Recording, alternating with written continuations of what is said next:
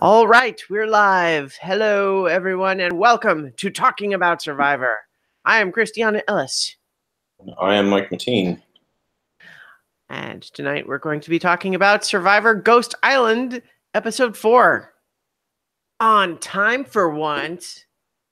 That's in case anyone is unclear, that's directed at the fact that we're often not on time. On time, on schedule with doing it right after the episode, and on time with when we decided that we wanted to do it. Right. So in particular, not being able to do a pre-show and like all the travel schedule, we were all a mess, but we're getting back into the program. Episode 4, which sure was an episode. It was another episode that set us up for something cool to happen, and then it wasn't what happened, but all right. Yeah, that's kind of how I felt at the end of this. This ended up being just a run-of-the-mill 4-episode in kind of thing where people have sort of established these majorities that they're going to try to hold on to until they merge. And, you know, yes, there's some things that can shake it up. I think that they had a good try, but ultimately it was just when they have a majority, you have a majority, and they decide to all stick together. One of the hazards of having non-scripted television is that sometimes it does not play out in the most emotionally satisfying way. When it works, it's amazing because you feel that reality to it. But, you know, sometimes you just sort of feel like, if I were writing this as a screenplay, I would have had that decision go the other way. Because Bradley is certainly being set up early on as kind of a villain character in kind of an interesting way, though. Like he's a little bit hapless as a villain, like or at least he portrays that demeanor of like he kind of is bossy, but also not really apparently that aware of the effect he's having on people. Yeah, he seemed legitimately surprised that people had targeted him as somebody who was manipulating and maneuvering everything. And you know, and I think how you described it was a really good way, is that because he doesn't see himself as this like master strategist, like manipulator, and I'm putting all these chess pieces. He's really just has an idea and is kind of bossy about how he goes about it. And so he feels like he's just a guy with an idea that he's trying to get people to rally around, but really he's bossing them into his idea, which is manipulating, which is what they see as the manipulative part of it, you know?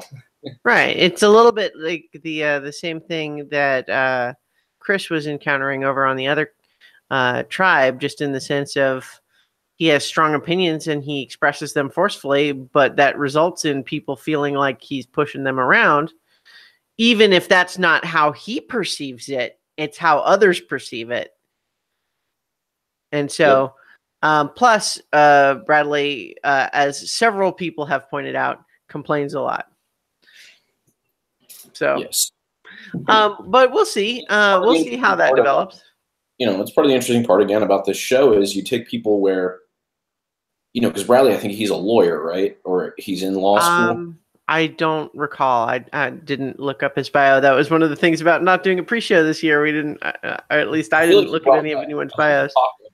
I think he talked about it within the show, and it. Oh, okay, I didn't catch it. If so, and I made a note of it just because it seemed, again, not that lawyers are bossy, but if he's around a lot of personalities that have strong opinions, you know, being forceful about like imposing your opinion on people isn't necessarily outside of the norm in his.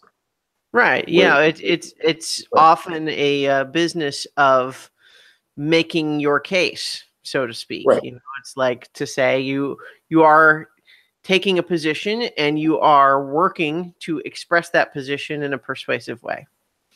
Right. And law school itself is inherently competitive because, you know, everyone's ranked and all of that type of stuff. So people tend to be, even with people that they are friendly with, are still having these kind of like making persuasive arguments and things like that. So it doesn't seem, and I forget what Chris does, but if I remember, it was something similar too, where like just getting to the point is not looked at as being demanding and pushy. It's just getting to the point and being direct about your opinion. And so it's just, that's one of the interesting things. You mix all these people who come from different places, and all of a sudden something that Bradley thought was a totally normal way of interacting with people in a competitive environment is realizing that people see him as this, you know, bossy, manipulative, like strategist, which he's just like, I'm just a guy with some ideas. Yeah. I mean, some of that might be a little bit of an act, because just it's not that I read it as an act when he did it, but it's just thinking about it from a cynical perspective. When he was expressing that surprise, it was immediately after it being revealed by the other side that they thought that he was the one pushing everybody's buttons. Well, yeah, so I agree with you that I don't think he believed that he was this, should be this. Did I go? Did I freeze? Yeah, you broke up just a little bit. Okay.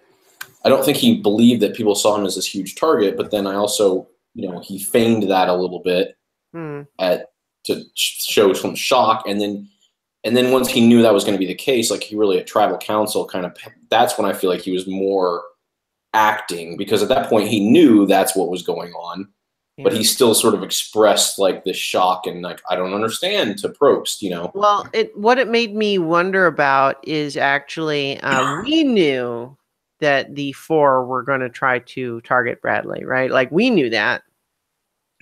But what did this alliance of 5, who did they think the target was going to be on their side? Like they knew who they wanted to vote out, but who did they think that the other 4 were going to vote for? Did they have an idea? You mean going into it? Yeah. Like, so who did Bradley think that the other 4 were going to vote for before they said that it was him? They must have thought, yeah, that's actually true. I forgot that they didn't actually call Bradley out on it until tribal council. And then so he did go through that shock, and then he kind of, like, you're right. So he sort of did all in the same moment, was shocked, but then played it up, and there was a little bit of acting. There was kind of 2 moments where it escalated a little bit, because Stephanie mentioned him first in the tribal council as being a little bit like being kind of the leader. But then, of course, when Michael pulls out the idol, he announces Bradley as the target and makes it really explicit about how.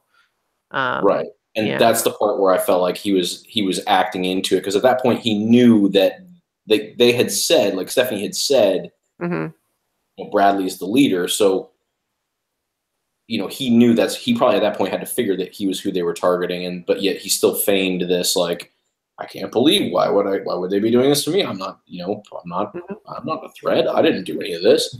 So who were the 5? It was Bradley.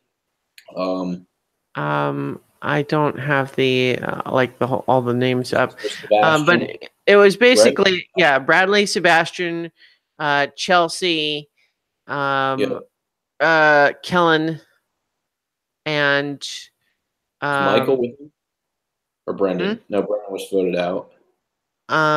So it was Brendan and gosh, I have all of this up. So Desiree. Desiree is the 5th. So so their 5 was Bradley, Chelsea, Desiree, Sebastian, and Kellen. Right, and then the 4 was Michael, Brendan, and Stephanie, and Jenna. Jenna, yes, that's correct. That's what I'm looking. Yeah. I mean, I can't imagine that they would have thought it was Sebastian, because he was the one that was considering flipping. But I don't know who else. Like, he's probably the most physical of a threat. I don't know. I mean, their whole approach seems to be like, let's not even really talk to them. So it may be that they kind of justified in their own minds that it didn't matter. You know, as long as we stay strong, that we're together, it doesn't matter what they do. And so maybe they had theories, but not really a plan because. I mean, well, did Sebastian know they were going to vote for Bradley? Did they talk to him? I felt like they talked. Well, if they did, we didn't see it. It was the four, Brendan and Michael and Stephanie and Jenna that had that conversation. Now they did single out Sebastian in that's right. council as Sebastian and Chelsea after in the tribal. They didn't try to have that conversation with them ahead of time, right? Right. Yeah. Oh, and you're thinking about them not talking to him. That was one of the scenes that prompted me to kind of. You there? Yeah, I'm here. I'm listening. Okay. Oh, sorry. You stopped. Yeah, you stopped moving. Okay, I'm here. Are you here? So anyway, that was one of the scenes that got me to think about that whole idea, like that law school concept again, because he was so abrupt, but it just felt like in his mind, like, well, yeah, I mean, we're not going to talk to him. Like, I'm not going to why do I need to sugarcoat this and like pretend like we're just not going to talk to him? And like, that's where it felt like he must in his normal life think that that's a normal way of having that conversation. Like that just seems too natural and not like he wasn't being mean about it. He was just like, yeah, I mean, we're not really going to do anything with you guys. Huh. Sorry. Yeah. Yeah, my camera is doing some weird. I'm not sure what's happening there. You know what? Let me I'm gonna switch something up here. My camera is messing up, so I'm going to just switch it in the Hangout here. Okay, there we go. Except is it fixed? Is it actually fixed? No. Something's changing. Oh, there we are. There we are. Okay. Yeah, so I'm not sure what that was all about, but hopefully it will not be a problem anymore. But yeah. So let's rewind and jump back to the beginning of the episode. We began with a clip of Morgan voted out last time, now willing her legacy advantage to Dominic, who is certainly a player who's going to keep things interesting. So as someone to give it to, like, continues to act as a force of chaos, you know? Yep. We also have Dom back at camp trying to be the good sport about what happened, and no one else really wants to talk to him. And it was interesting, actually, how suddenly isolated Dom and Wendell were within the rest of the group. And I think maybe it's just because they're, of the dynamic, in terms of who their allies were. They had their former team where Chris is now not there, and Angela is mad at them. And then everyone else was already on the other side originally.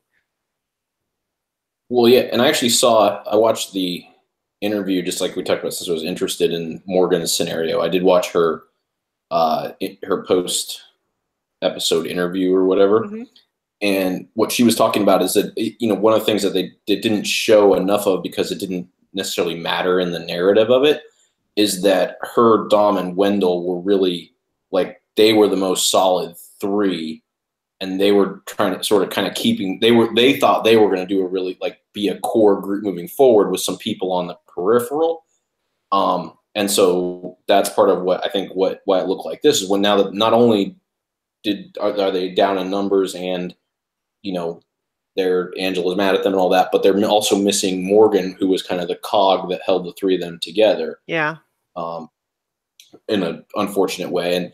And then so one of the questions was, okay, so if you three were the type three, why did you choose Dom over Wendell to get the legacy advantage, especially when he seems like more volatile, like he might not be able to make it to that point, Mm-hmm.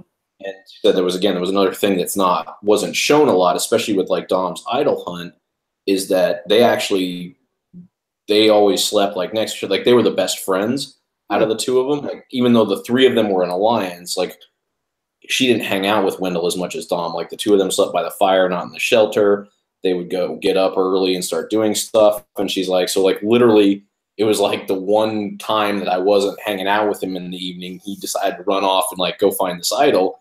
So it's again why they didn't show them interacting that much, because they wanted to look like Dom was, the narrative is that Dom was always out there at night by himself, like looking for this idol. When really the two of them were always hanging out talking, and then he took the opportunity when she wasn't around to like go lightning fast and find it, at least according to her, So, but I think to your point of why they're sort of isolated, that is why. It's because they had this plan, they had this unit, this three, they were really positive about it, and now they're most positive, like the ringleader of it, sort of the cog that kept them like socially, lubricated with the rest of the group, also super positive.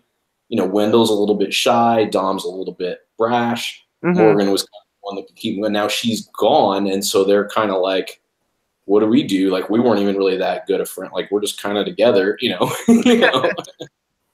Yeah.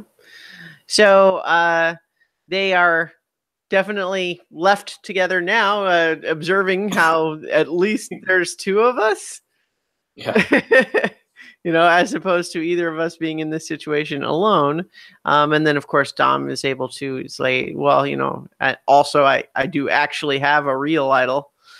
And then, of course, he gets the legacy idol again, too. So, he's doing okay, especially given that, if their tribe can continue to win immunity challenges, then he doesn't have to worry quite so much about temporarily being isolated. Right. But so that brings us up to the reward challenge. We see a few reactions to the idea that Morgan had been eliminated. We see Stephanie looking happy about it, Sebastian looking unhappy about it.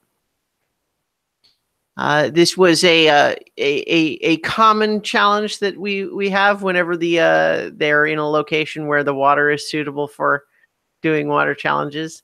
Just the whole, although I don't feel like I've seen them. I don't know if I remember them doing it like with a life preserver before. I feel like it's usually a ball. No, they've done both. I've definitely seen the ring before. Yeah. Okay. It doesn't always look like a life preserver. But they have done the ring type one. This type of challenge gives me anxiety in a weird way, because I get it in my head that, well, what if the two teams are just too evenly matched and they just neither of them can get to the goal and it just starts to stretch out forever? And it's not like a rational thought, because the honest answer is that probably happens sometimes. And then what happens is that eventually one or the other gets more tired than their opponents and they lose eventually. And it might take a long time. Right. And that's fine. But for some reason in my head, just the little anxiety circuit spins up to say like, uh-oh, what if that happens? Like it's a problem somehow. I'm not sure what's going on there, but any of these types of challenges where there isn't sort of a fixed, like, I don't know, not time limit exactly, but just that opposition suspense. I don't know. I'm not sure what that is exactly. Well, but yeah, I know what you're saying. It's not the fixed time limit, but they're on most of the challenges. They compete independently, and one team just finishes first. Right. Whereas this, competing at each other, then there's sort of that less that's where your feeling is that, like you said. Yeah, it's the that close contact in an aggressive emotional context for an undetermined period of time. I think that may be what trips my anxiety circuit. Sort of a physical manifestation of game theory, Because now it's not just, you don't only control what your piece, but you have to account for what the other team is doing as well, and that leads to probably anxiety. Well, right, yeah, because it's one thing to, like, if your normal approach is like just focus on what you're doing, don't worry about what the other team is doing. Well, you can't in a challenge like this. You have to. It forces you to not only challenge, but physically confront your opponent. Anyway, we get Chelsea sitting out for that challenge, and it occurred to me. My note here is like, is this the first time she's actually spoken in the season so far? I certainly don't remember any other time. We got a little bit more from her later in this episode. We did later, but yeah, you're right. I didn't recall anything. Mm-hmm. That's all right, though. I mean, there's always every season. There's always a few people who are just a little bit more in the background for, a little while if they're not one of the obvious bigger personalities. And sometimes that means that they're ultimately a little bit boring, and sometimes it just means that the focus is elsewhere for a while. But so the reward is for peanut butter and jelly, and once again, winners picking a loser for Ghost Island. And I don't know, maybe I just got confused at some point because it seems like it is pretty consistent that that's how it works, is that the winner of the challenge picks someone from the losing team. And so I don't know why I thought that was confusing at some point. The challenge was fairly run of the mill. The one thing that stood out to me, I guess, is Laurel, because just from her, appearance and behavior in the season up to this point, I thought of her as kind of shy, nerdy person and not necessarily like athletic. And so here she is doing really well. And I mean, once she's actually, face to face, with these other, it's like how much taller that she is than most of the other people she's against. It's like, oh yeah, look at she's pretty big and strong, isn't she? And just doing so well. So like I had a thought like midway through the challenges, like it's nice to see her doing so well, because I wouldn't have thought of her as someone who would do well in this sort of challenge. But then later she's talking about how like, yeah, she's a Division I athlete. And I'm like, oh, okay. But I think she's a Division I athlete at like from, not that this makes it like, I mean, actually it fits your narrative. Like I think she did something. I think she played basketball or track or something at Yale. So she was Division I, and then it was high level. But I think she was also went to a very I think she went to an Ivy League school is what I'm saying. I'm not sure if it was Yale or Harvard or one of them, but yeah, yeah. And so I feel like, sorry, so she is talking and and all that. But she's also a strong athlete. Yeah.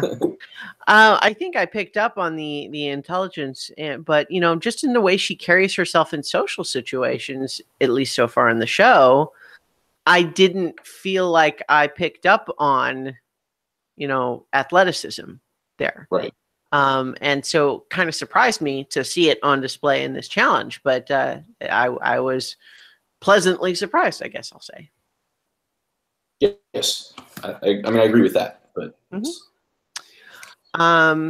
So in any event, Laurel participates twice and scores both times. It's not always her grabbing the pole, but she's on two teams that each score, and so Navidi wins the peanut butter and jelly, and this being the second time that it's happened this way, this idea that it has to be unanimous or the other tribe draws rocks, I feel like I'm not sure what that actually gains the show to do it that way instead of having it just be like a vote. You know what I mean? Yeah, well, especially now that you have to wonder, like, did they intend to mix things up this early and have, where you have unbalanced tribes, or did something happen that caused that early mix-up and they're just still playing with this? Because it feels like that would work better if there was more unity and traction in each tribe, right? As to like what is their plan? Is it do they want to keep sending different people, or do you want to just keep sending the same person over and over again and know that all of the ideas are concentrated in them? I think that's what they were thinking was going to happen, is there would be the debate of, which is the better strategy to get some, to spread it around, But because it doesn't make any sense now, because now you're like, you have sorry, the factions that are not going to agree, so right, they just go to rocks. There's no discussion of the strategy. right, because there is no strategy if they're never going to be unanimous, because it's not like it can be like, oh, should we pick somebody that we think like will be advantageous that we can work with if they get this thing, or should we pick somebody that we think that, you know, should we pick the person we think they're going to vote out so they have to be stuck with a person they don't want? None of that matters because they don't agree on what those things are. Right. Yeah. So, yeah. So it is a little bit of a curious decision. But I suppose they didn't want to. I don't know. Like I was going to say, they didn't want to waste time, but they don't have to waste time. I mean, they just like, I don't know. Maybe they figure that the interesting element of the debate, of the strategy of how to do it, would also just kind of fall apart. Even if you have the two factions that don't agree, then there's no debate of the strategy. It's more just a matter of like, well, who is going to insist longer, right? You know, before someone else. But I don't know. At the same time, like you have people making a case for someone, but at the same time, how much screen time do they want to give to that? So I don't know what they should do, but it does feel a little bit weird to have it sort of be presented as though it's going to be a choice, but then it's just kind of hard to imagine how it would ever not go this way. Right. Well, especially the way it's set up, and that's why it makes me speculate as to whether they did a mix-up earlier than intended. It certainly was early.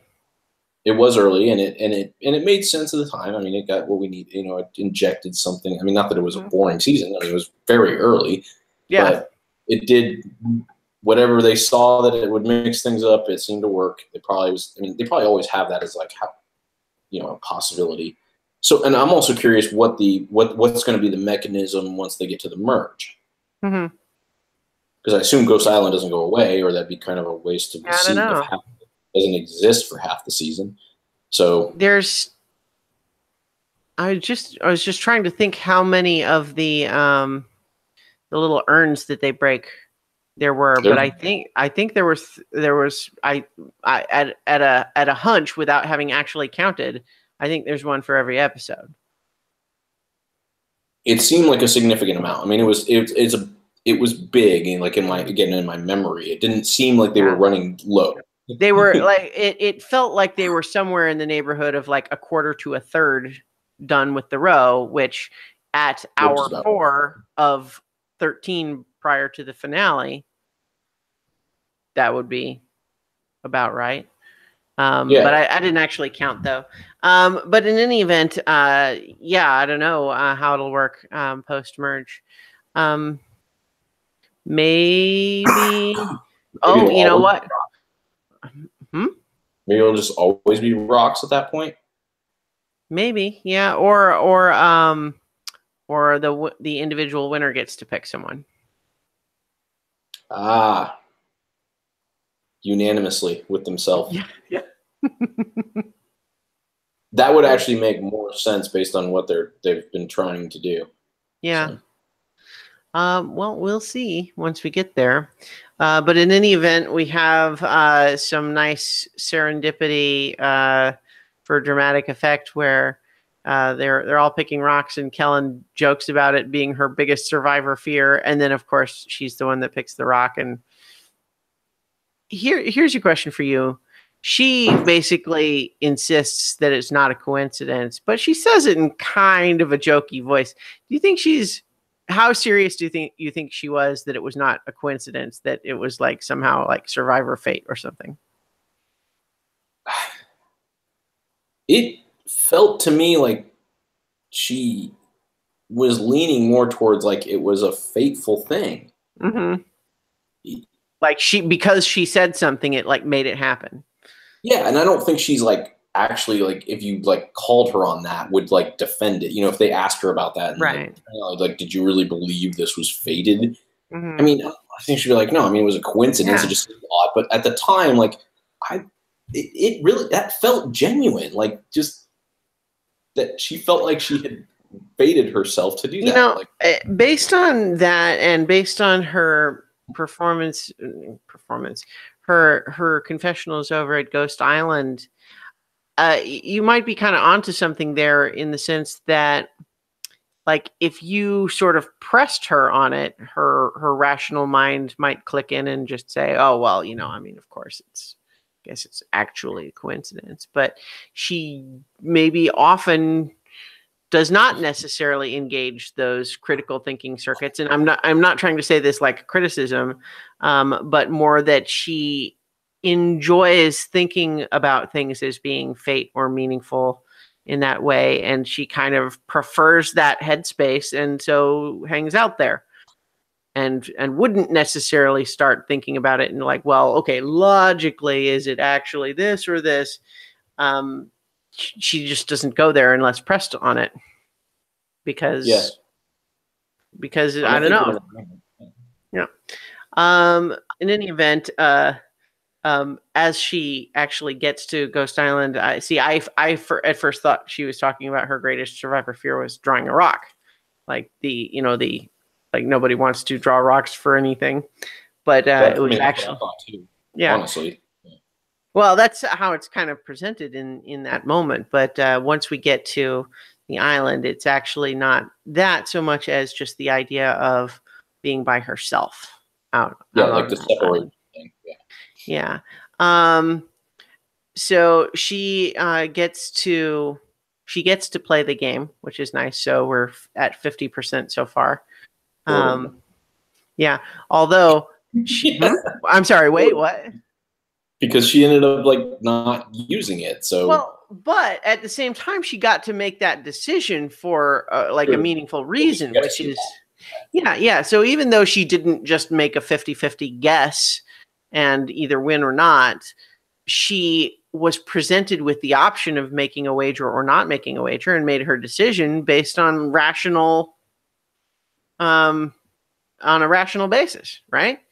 Like, imagine if she had lost and she did not have her her vote at the end. Like, the whole thing would have turned out differently. It would have been a 4-4 tie. Yes. Well, that's sort of my. Well, it was your point originally that on unscripted TV, like, it's not always the most interesting thing. Like, this was like another example of that. Like, yeah, you're right. She made a rational decision. She made the case for why this was going to happen, and at first for me, it was honestly a little odd because I missed the part just in doing whatever's, life, not just focusing on the TV. I missed that she was coming back for the immunity challenge. So I didn't understand she would give up her vote. Like, I thought it was a tribal council one more. Well, that is interesting because we definitely had in some episodes, like in episodes where there was just the one challenge, like, for example, Jacob was saved from that first vote because he missed the immunity, the tribal council being out on Ghost Island. And then, Chris, the last time, same deal. So I think this is actually the first one where I went back and had to rewatch, and yes, Jeff made it very specific point that this was going to be different than how it had been before, which then it caused me to think, like, that feels a little rigged when the wager that they give, but maybe that was just the thing, is once they go to this, that's when that wager exists. Yeah. Well, and that wager wouldn't have been before because you wouldn't have been at tribal, but now that you are, maybe that wager is now part of this mechanism. Right. And but at first, like I said, it caught me off guard. I was like, why would you, like, I thought she was actually being irrational, because why would you, like, I would float if you knew you were safe for this vote and you didn't know the situation you'd be coming back into. Why not, like, take the risk? But then when I all of a sudden, like, realized that, and then she came back and I was like, oh wait, she's actually part of this vote, so it does make sense because they are in the majority. Like, she knows the situation and has made a decision, and it made sense. And that's when I had to go back and rewind it and figure out that that was actually a specifically different case than how the other Ghost Island Yeah, story. I think it's maybe just because it wasn't sort of until the tribal council that I was kind of I don't know that it ever really clicked to me that it was different than it had been before. Meaning I watched her come back and so just kind of took that at face value without realizing in the moment, wait a minute, that's not what happened before. But maybe the difference is just going to be episodes where they have a reward challenge and an immunity challenge versus ones where it's only one challenge. Yeah, I mean that's what I settled on eventually. Is that it'll be which I assume that there'll be probably more of the dual ones going forward because we're going to get more. We're going to be close to the merge here in the next 2 to 3 episodes probably. When there are both, then I feel like this. My gut is that this wager will exist. Maybe not every time, but it will become a part of it. Because it'd be silly if it only happened this one time. I think that should be I feel like Chelsea kind of got shortchanged if she's the only one who ever has to make this wager. Right. Kellen, not Chelsea. Kellen, sorry. Yeah. But yeah, in any case, before getting onto some of the personal stuff she talks about in her confessional, did you notice she has some sort of a weird bony bump on her left shoulder? I mean, not that that's a big deal, but sort of right here, not where her collarbone would stick out, but I don't know if she broke her collarbone and the end of it was sticking out just a little bit weird or something and then healed that way. I don't know, but just right about there, she has sort of sort of a quarter-sized little nub of bone that's kind of pokes out. Not through the skin, but you can see the bump. Really? Yeah, I don't know. I noticed specifically when she was standing there looking down at the, at the two things that she would choose between if she was going to play. So when she was talking about making that decision, that's where I noticed. Not that it matters or anything. I just kind of saw that and was like, huh, what is that? Because it definitely looked like something bony, not like a mole or something. Trying to scroll through Google Images right now, and there's not any good shots of that. But I will keep on it next episode. Sure. In any event, though, she in her confessional after making her decision with the game, she talks about having been blindsided in real life, but not really elaborating on that. But then also talking about changing all sorts of things in her life, like a marriage, career, all that sort of thing, and really believing strongly in trusting her gut, which dovetails with what we were talking about earlier, which is this idea that of believing in fate and sort of the magical thinking stuff, and just kind of deciding that you're going to stay in that sort of mindset. Yep.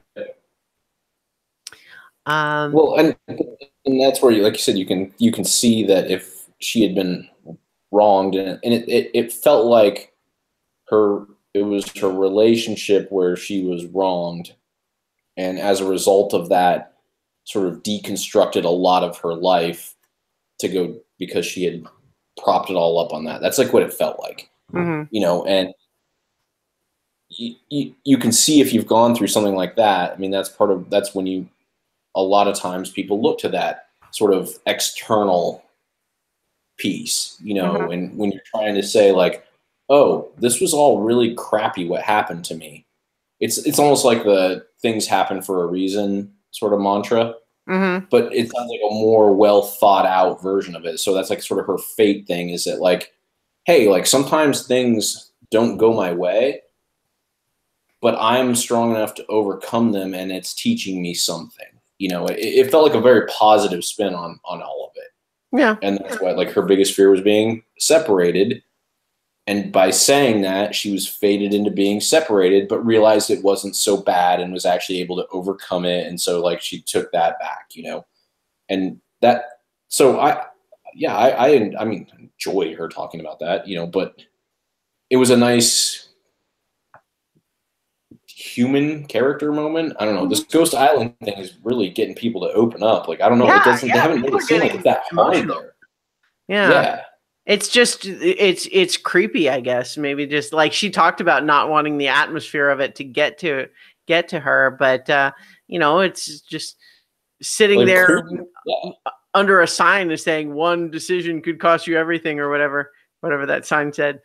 I'm sure stuff like that's all over the place there. Yeah, I mean, so that whole idea of like past decisions can haunt you or whatever is apparently really putting people in a mood. Yeah. So in any event, let's see. Back at camp, we have Chris having returned to camp and walking back into a tribe that doesn't have Morgan in it anymore and trying to look around and saying, what happened? Because I thought we had a thing. And then basically it's one of those things. It's like, what? How dare he try to get rid of me before I could get rid of him? Yes. Yeah. Those things. Yeah, but basically reconnecting with Angela to say, they were trying to get rid of you probably because they knew the two of us were close and wanted to, hurt us as a unit. And so they don't want to, reunite with Dom and Wendell. So what they say is let's go to the other four and say, let's the six of us vote out Dom and Wendell. And we think one of them might have an idol. Dom's being really fishy about this fake that he's got, which may mean something. And so let's split our votes there. And obviously this is before the immunity challenge happening. So it was hard to know at that point, like, is any of this going to mean anything? But what I liked, though, is the evolving dynamic there to the where, they're approaching this other four, but then later, Jonathan and Laurel from that other four are kind of talking to each other saying, yeah, but we kind of like Wendell better than Chris. We don't really want Wendell to be the one to go, especially if it's Chris that we're saving and as a result, like if. Right. So, given the choice between the two. And so this is where we had Laurel talking a little bit about her background, and she actually goes to talk to Dom a little bit, and he tells her also about the real idol. And so they talk about the idea of the two of them plus Wendell and Jonathan being a potential four that could vote for Chris, but without really getting into how that would be. How would they beat the tie with only the four of them? I think I froze for a second. Okay. How they would be tied with the four of them. What did you say? Right. That Laurel and Dom and Jonathan and Wendell could group up to vote for Chris, but that's only four people. That's not enough to make that happen. Right. Yeah, no, it doesn't. I mean, maybe with the Dom's idol they were thinking. Yeah, I mean, they could. That might have been the plan, because if they know that Chris is trying to persuade everyone else on this plan to vote for Dom and Wendell, then they're saying like, well, we can let them think that's still the plan. That might have been what it was. But so in any event, that brings us to the immunity challenge, which I liked this one. I like the water challenges. I've said this before, but I like when they have the season take place where the water is suitable for these things. I don't know. It's just interesting to me. And in this one in particular, having the whole big group have to like drag the heavy chest while underwater. I don't know. It's just cool. Yeah, it was. I mean, I liked it. It was fun. Mm-hmm. Mm-hmm. I never particularly pointed out that I like the water challenges, but this one was good. Mm-hmm. And so I think there was the tossing the balls up onto the little perch is a fun final element for these challenges, just because there's the inherent drama of not only will this ball stay up there, but you could accidentally knock down one of the ones you have already. Yes, that was cool. Yeah.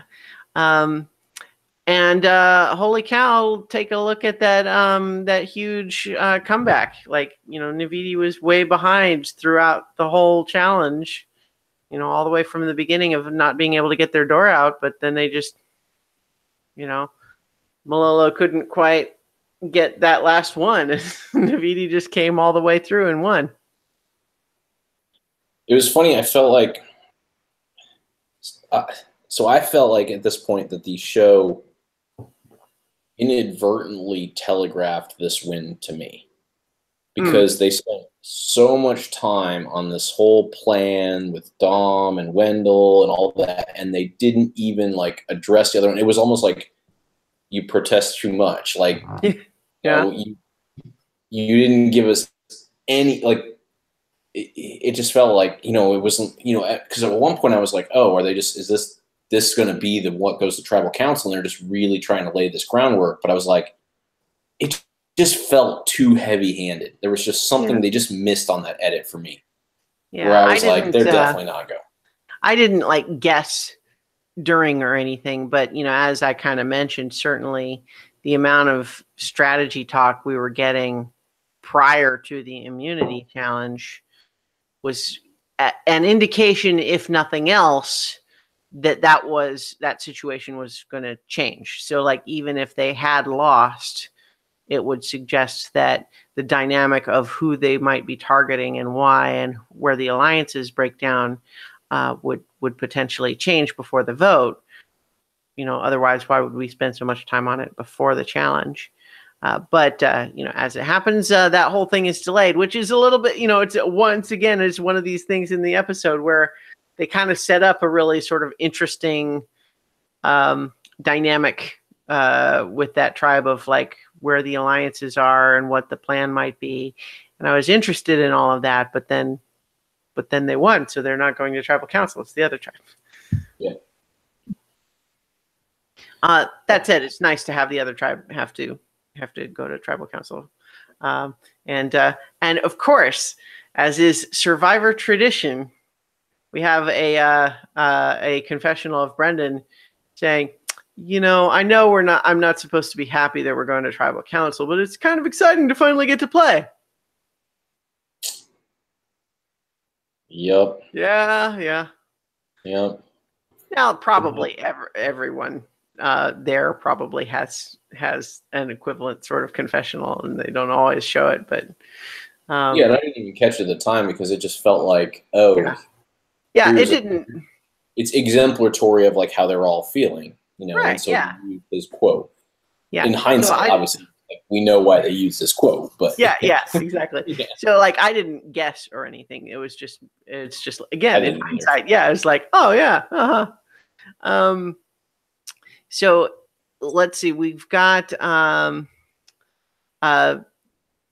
we also had Brendan back at camp with trying to do a pep talk that he wasn't selling especially well. Especially, I think the argument of we're still obviously the better, stronger tribe, except that we lost.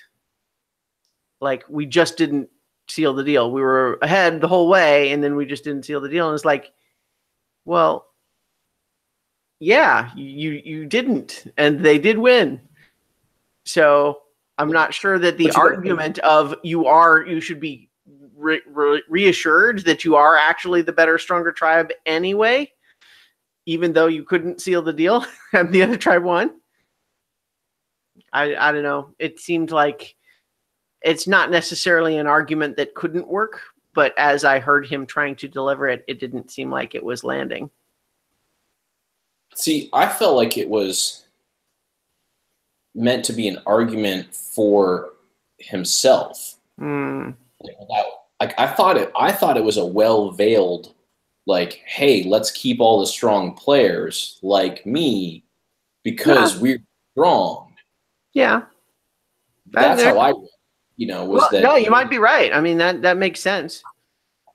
That he was doing, so I was actually, when I was watching it, I was actually impressed with him because that's what I felt like he was doing. Mm-hmm. And especially when you come back and see like their response in that, oh, well, they won't think we're going to target the strong players, so that's who we're going to target. Just Yeah.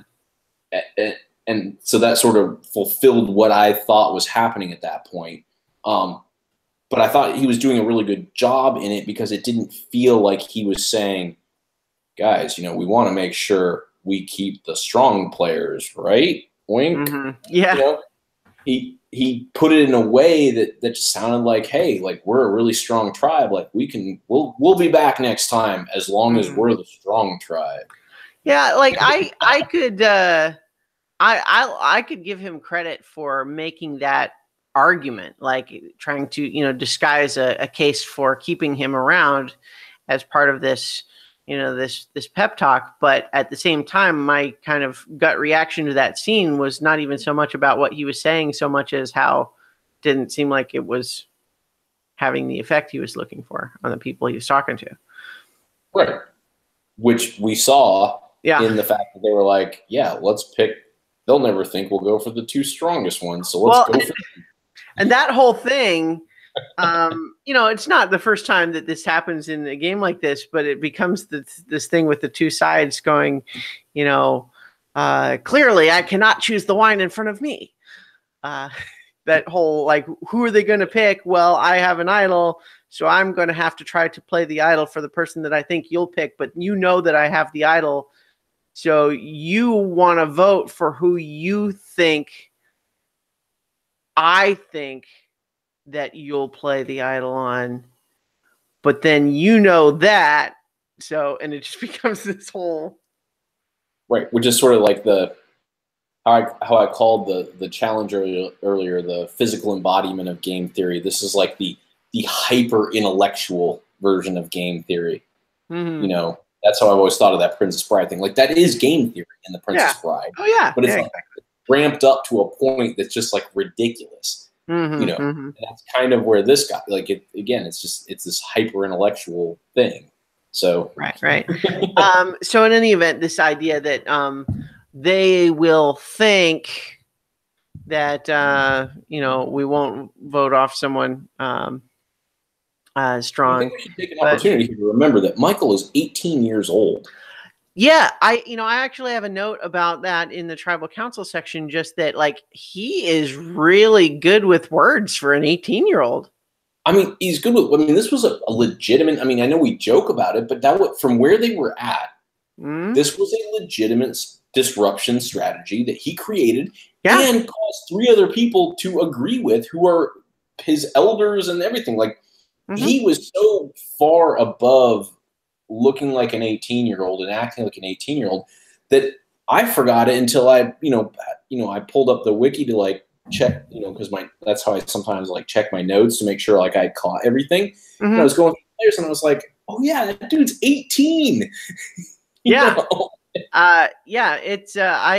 I and even just beyond how effective or not his the results were, I just felt like listening to him speak. He seems like he's very sharp and he expresses himself extremely well, especially for someone as young as he is. I just found myself really impressed with him this episode, even though obviously it didn't go his way.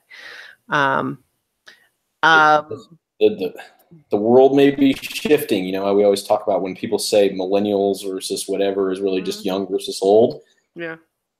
The youth of this next generation, it may flip, and we may be the ones that are like, oh God, can you believe how hard it is to manage all those old people who just don't know what they're doing? So we have this is where we have Bradley kind of emerging from.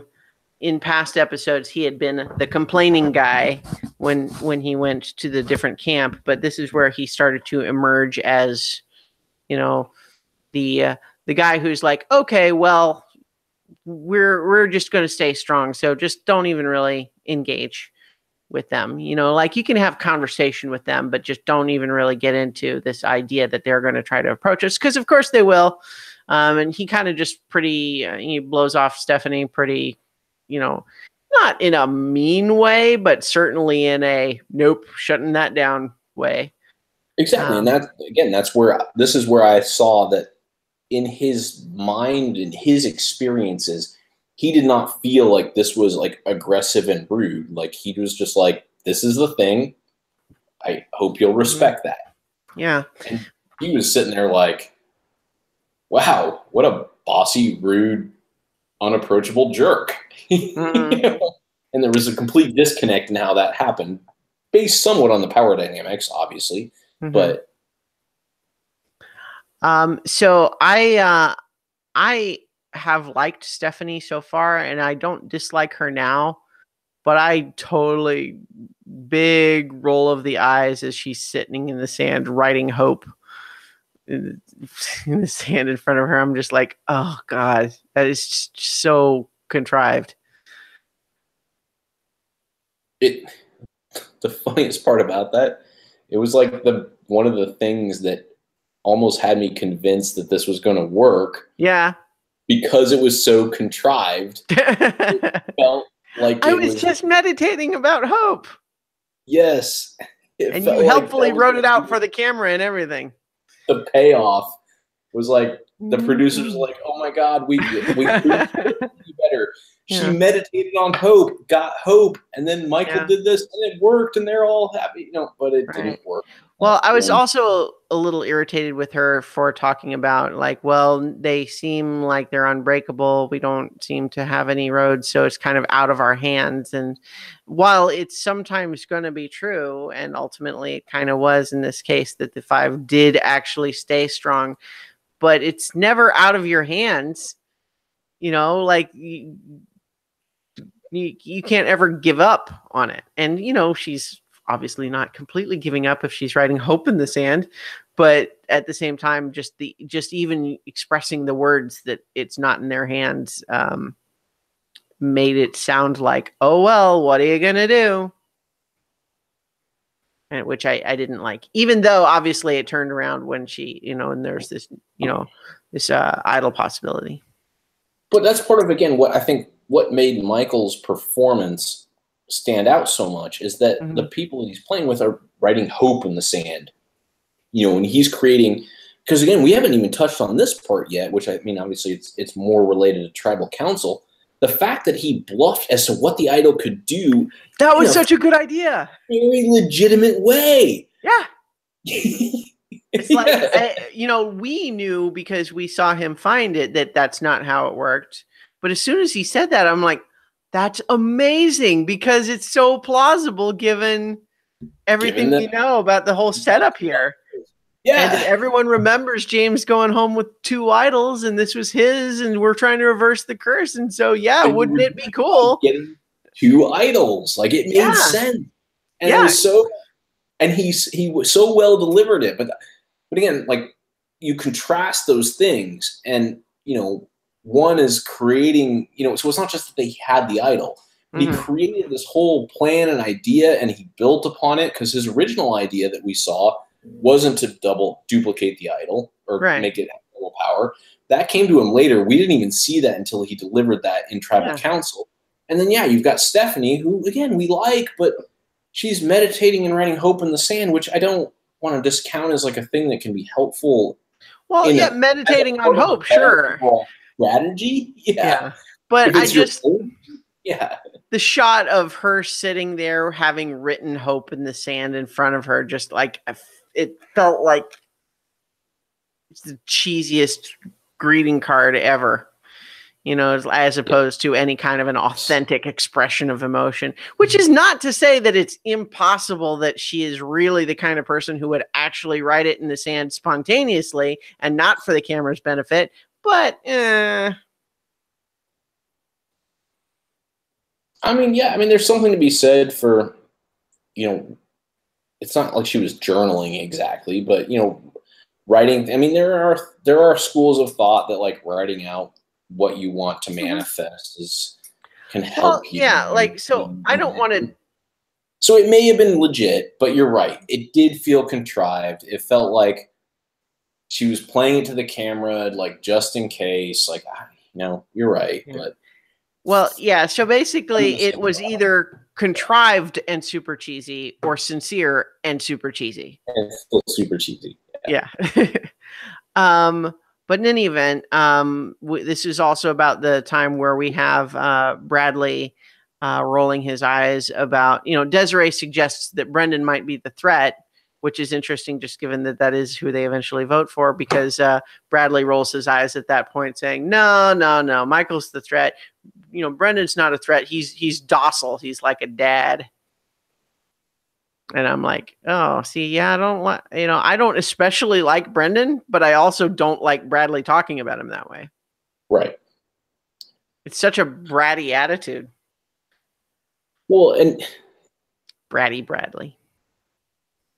And that's what did they settle on Brendan before tribal council? I can't remember. They didn't, I don't think, get definitive about it, partly because they knew and we knew that it was going to be a moving target, given the possibility of an idol. That's right. Well, and so going back to sort of the Princess Bride, like, clearly you won't drink the wine from me. Yeah. You had, like, rationally, you had to know if they hadn't decided and they knew it was a moving target, which is kudos to them. You have to know that you got to roll the dice and go not at Michael. Like, he's never going to not play an idol for himself, be it whether he has one or two or whatever. Like, he's just not going to do that without some sort of information. Like, he's except too of smart. course that he didn't play it on himself. He played it on Stephanie. Oh shit. Oh, he did this weird fake out thing where he That's right, because he said me and Brendan. Me and Brendan, and then quick pan over to look at the reaction when I said that. Nope, actually Stephanie. And it's a little bit unfortunate that he made such a production of that, because he actually could have played it on the right person, and then after doing that, he changed it to the wrong person. So, no, you're right. Yeah, sorry, I missed that on the. I mean, just because it happened like that, I just. Now, I mean, that's a logical, plausible argument to say that if he has an idol, he's going to play it for himself, because that's what most people would do. But that isn't, in fact, what he actually did. So it's not a foolproof line of reasoning. But from their end, like, it made sense to not pick him still. Yes, like, that's right. In fact, I wouldn't be surprised if it ended up being Stephanie, almost because they thought that the two things might be real and that he would likely be playing it for himself and Brendan. Right. Well, then, hopefully, yeah, then I wish he had caught their reactions better and been like, oh, I better choose me or Brendan, because clearly they're... okay, I just realized what I said made no sense, because he played it for Stephanie and they voted for Brendan, so they couldn't have thought he was going to play it for Brendan. Well, no, because he said that I'm playing the two idols. Right. One for me and one for Brendan. And then he looked back at them. Yeah. And if they had given any indication, like, well, it looked on TV like they gave the indication of, like, oh dear. Right. That's one of the ones we picked. Yeah. That he caught that, he might have been like, oh, well, actually, I'm not going to play it for Stephanie. I'm going to play it for me or Brendan, Right. But he just had this whole thing in his mind already. Yeah. So for whatever their reaction was, he took it in exactly the opposite way, because when he said, I'm playing it for myself and Brendan, if that had been actually something he could do, or if he was choosing to play it just for Brendan, it would have messed up their plan. Mm-hmm. And so him saying that, I would imagine, would produce a reaction from them of like, uh-oh. But then what he actually did is change it from that to Stephanie, which was fine by them, because that's not who they voted for. Yeah. So he kind of made a production of like, oh, I'm testing you guys to try to see your reaction so that I can make a better decision. But he actually changed from one decision to a worse one. Well, I mean, it's always going to be his decision, is that he was going to say to people that weren't the idol play, and then play to a third, because I guess in his mind, like, that actually covers more people. Well, I actually It seemed a remember little someone clunky. saying, I think it's Stephanie before he got up to do that. And I don't remember if it was him whispering to Brendan or the reverse. Oh yeah. I think it was Brendan whispering to him. Yeah, so it might be that Brendan screwed himself by doing that. It's very true. But yeah, so in any event, let's see. We had Sebastian disappointing me by not making another candy reference, although comparing Michael and Brendan to helpless penguins on a deserted island was pretty fun. And then he tried to do a whole thing with Lo and Malolo, and it kind of sputtered, I think. Yeah. Needs to stick with his candy wheelhouse. Well, and I honestly thought that part of the tribal where they tried to convince Sebastian and Chelsea that they were on the bottom and that it might be better to just flip with them and vote for Bradley to make sure instead of risking who you were choosing.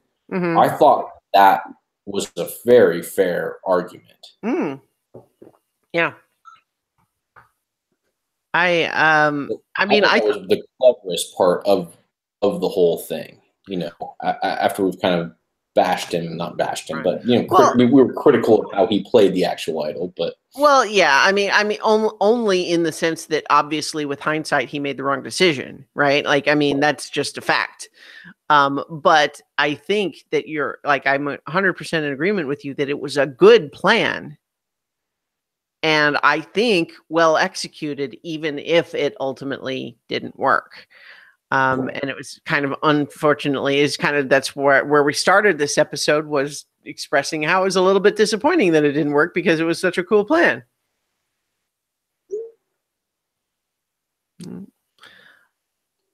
So in an event, we had the tribal council, lots of interesting stuff being brought out, like not only highlighting specific people instead of saying, what they had said on the beach was, we invite someone to flip and vote with us.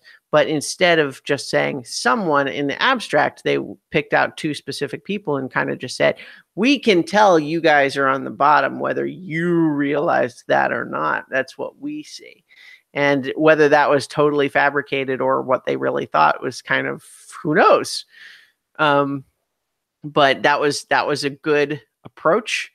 And I liked everything they did, and it's just kind of unfortunate from a dramatic satisfaction standpoint that it apparently didn't work, though, because the five did stay tight. I mean, I even loved the whole moment of Desiree kind of saying, sometimes it really is that simple. You have the numbers, and that's just the way it is. And then he's like, I've been waiting for the time to pull out this idol, but it's like, I think it could be that simple, but tonight it's not.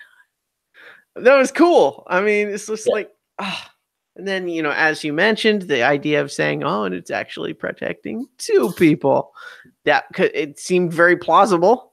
Like, that could absolutely be real, and it makes it even a more chaotic sort of thing. I felt like there was a better chance that he would convince Sebastian or Chelsea to actually vote with them than he was going to pick the right person to put the idol on. So I know we kind of went through the whole thing with that, but I thought the way that he had set this whole thing up, that he had a very good chance. And and that's where, like you said, it's ultimately frustrating because the storyline, because he didn't get this, he was successful, Yeah. Here's where I think maybe we need to give Kellen some credit and say that she's kind of the sleeper MVP of the episode, because it was her towards the end of that tribal council that just kind of made the case of, okay, yeah, you guys are making a lot of chaos, but we all know each other and we don't know you guys as well. If any of us flips, we're just going to become the bottom of your five. Whereas if we stay strong and guess right, then we win. Yeah. I mean, And ultimately, I mean, I don't know how much any one of the others was actually considering flipping, but that's a pretty solid argument against flipping. Is like you're gonna flip and just become the outcast of that other alliance, plus having the rest of us hate you because you flipped on us. Yeah, I mean, I think what was so good about that is that that's always the argument for flipping is like, right. when you go from the bottom of one to the bottom of the other, like, what's the point? But he articulated it in a more like personal, unique to their situation, as opposed to this abstract, like, well, if you flip, then you go from the bottom of one to the bottom of the other. It's like, she targeted their actual situation, which is a very, very powerful means of persuasion. Right. And so, especially just given that the dynamic, as far as we can tell, enforced by Bradley had been this idea of the two groups are separate and you don't even really socially engage with the other group that much. And so all the more then that the people that you're there with already, and that other group is the other. And so you want to switch to be with them instead of with your friends.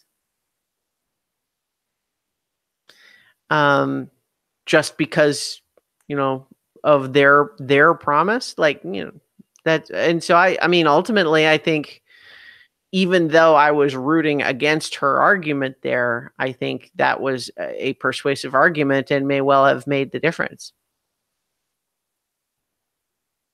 Well, it's true. If Sebastian or Chelsea were considering flipping, seemed more like they were focusing on Sebastian as more possible. Even when he voted, he said, "I don't know what just happened." So it seems like he was perhaps more on the bubble. Is that right? Is that a thing? What am I thinking of? On the bubble doesn't. Yeah, that's not what that means. But yeah, I think that's. I'm thinking of the term they use when a TV show is like maybe going to be canceled and maybe not. And I don't know if I'm saying the term right, but that's kind of what I was thinking of. Anyway, but it brings up an interesting thing that we talk about sometimes, but we often forget because of the way that like they just sort of like try to keep every episode as self-contained as possible. Is that the things that happen right now actually lead to later decisions. And so while Michael and them may have not been successful this time, it doesn't mean that he didn't plant the seed that, hey, you're not in the top of this group. And so Sebastian and Chelsea, while they may ultimately have voted with the numbers and done what they meant to do this time, it doesn't mean they're not going to start thinking about that stuff, which makes a difference next time or after the merge or all, so to see Sebastian's like kind of reluctancy and them really play that up makes me think that, he's got more of a part to play. Yeah. As it comes up, which I like, because I like him. So I want him to talk about Candy some more because it makes me happy. Oh, I know. I like him outside of that.